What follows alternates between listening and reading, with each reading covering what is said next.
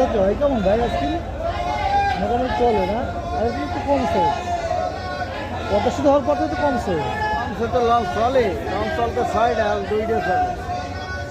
4 লঞ্চের যাত্রী কমছে না।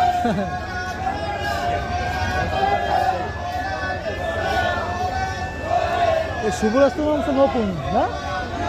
শুভরাষ্ট্র নতুন নামছে না? নভেম্বরে শেষ দিলাম মনে হয় নাকি? ঠিক, শুভরাষ্ট্র 2 বছর। 2 বছর না?